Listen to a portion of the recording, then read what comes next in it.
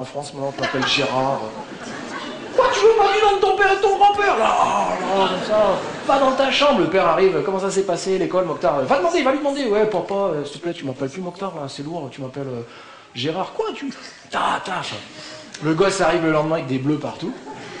La maîtresse dit, oh, ben Gérard, qu'est-ce qui t'est arrivé? Ouais, je me suis fait cogner par des Arabes. Bon.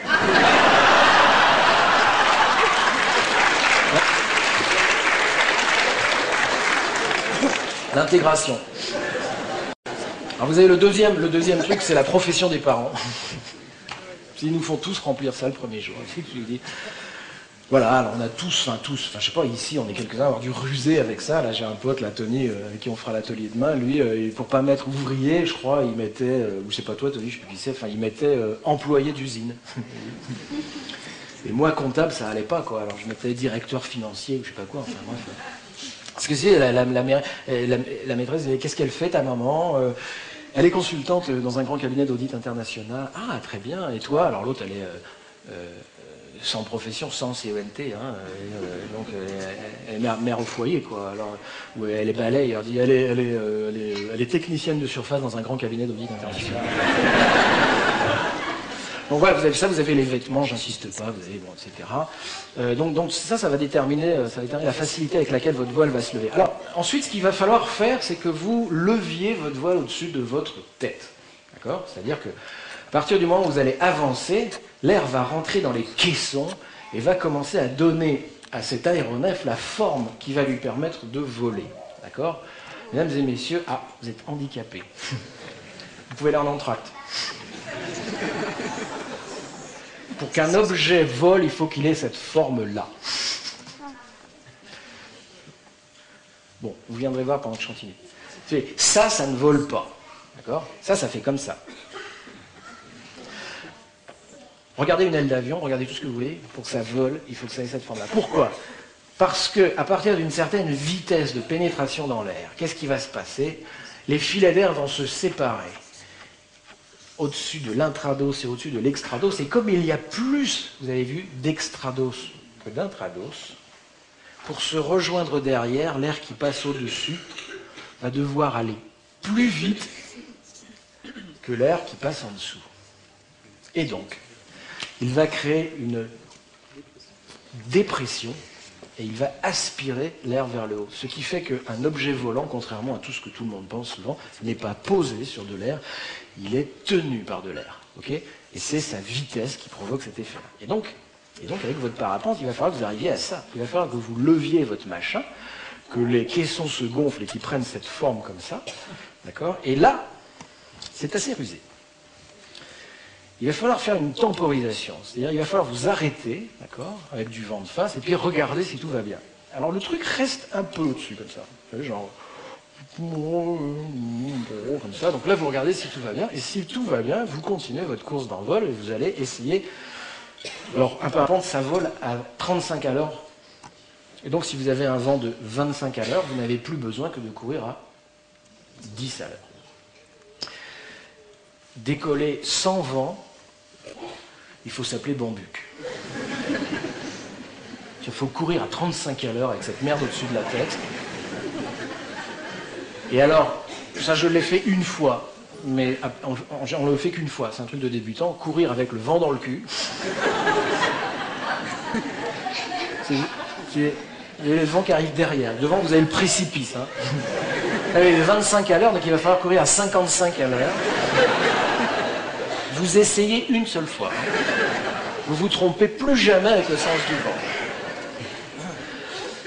Et donc, il va falloir garder l'aile au-dessus de la tête. Et toute l'astuce va consister à garder l'aile au-dessus de la tête. Parce que votre aile, elle n'est pas supposée s'arrêter. Elle est partie comme ça. Donc, si vous faites rien, si vous la freinez pas, elle va faire... Vous allez la prendre sur la gueule. Si vous mettez pas suffisamment de force, elle va faire... Elle va retomber derrière. D'accord? Et alors, à l'école, c'est exactement pareil. L'école consiste à répéter exactement ce que dit la maîtresse, mais pas plus. D'accord? Si vous en dites plus, c'est pas bon. Si vous en dites moins, c'est pas bon. D'accord? Ça c'est sûr. Mais si vous en faites trop, c'est mauvais aussi. Vous voyez, genre, la maîtresse fait un cours sur l'eau à partir de son pauvre manuel nul. Elle vous dit qu'il y a 3 états de l'eau, liquide, solide, gazeux. Alors vous, votre père, qui est un riche, vous a abandonné.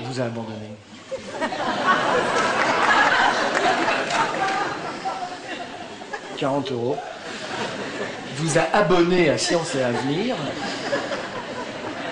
Et donc là, du haut de vos 11 ans, vous dites à la maîtresse, ah mais non, madame, c'est vachement plus compliqué que ça, excusez-moi, mais il n'y a pas 3 états de la matière, il y a 9 états de la matière, puisqu'en réalité, on s'aperçoit qu'à différentes températures, les groupes moléculaires constituent des assemblages complètement différents. On en connaît 9, et alors il y a un assemblage où il est complètement fou, on n'arrive plus, c'est à 37 degrés, c'est exactement la température de la vie, c'est fou, non? Et là, elle fait, taisez-vous, chut, chut, ça suffit, restez assis, c'est bon.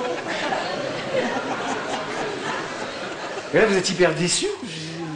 Vous croyez que c'était qu'on était là pour faire du savoir, des trucs comme ça, et vous apercevez que non, c'est pas terrible. C'est pas terrible. Il vaut mieux dire oui à 3 états. Si vous savez qu'il y en a 9, vous fermez votre gueule. Un philosophe a montré ça très bien, il s'appelle Bernard de France, pour ceux qui veulent bouquiner là-dessus. Il a expliqué que l'école, ça consiste à répéter ce que dit le maître. C'est ça, l'école. À la fac, c'est autre chose. Hein. Je vous rappelle que l'idée, c'est d'empêcher les pauvres d'aller à la fac. Et donc voilà. Alors, une fois que vous avez votre voile, vous allez pouvoir faire ce qu'on appelle la course d'envol.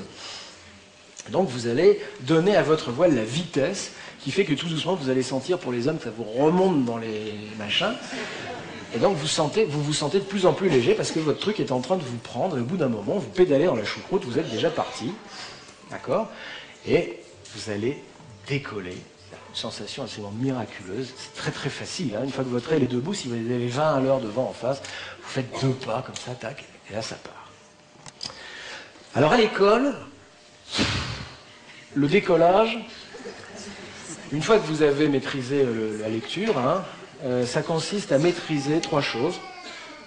Ça consiste à ne plus confondre le participe passé et l'infinitif des verbes du premier groupe. Ça consiste à ne... Elle a perdu sa maman, cette petite fille. C'est pas que les pères qui abandonnent ici.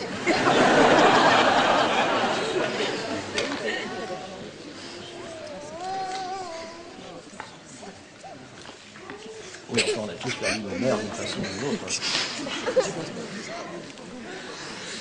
Et donc pour décoller, c'est pour que votre véhicule culturel, pour que votre langage décolle, c'est-à-dire pour arriver à rentrer dans l'ascension sociale, il va falloir que vous maîtrisiez 3 choses. Hein, que vous cessiez de confondre, je vais expliquer, le participe passé et l'infinitif des verbes du premier groupe.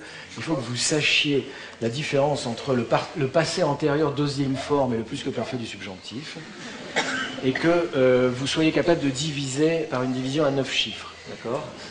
Quand vous arrivez à ça, vous êtes en état de voler. Vous êtes en état de faire une scolarité. Alors, moi j'avais de la chance. J'avais un père qui était assez méthode ancienne. Il utilisait la technique de la baigne. Non, mais c'est très efficace, moi, je veux dire. Vous connaissez la différence? Vous avez la claque. La claque, c'est avec le plat de la main, d'accord? La gifle, c'est avec le revers, ok? Alors la baigne, c'est derrière, là, c'est ting. Alors la baigne fonctionne dans la durée. C'est-à-dire qu'en fait, une baigne, c'est pas méchant. La claque, c'est chaud. Une baigne, c'est ding. Ouais. Ce qui est chiant, c'est à la 15e baigne. Si vous voulez. Ça finit par faire supplice chinois un peu. Donc mon père c'était la baigne. Et donc, par exemple, c'est comme ça que je ne fais plus jamais.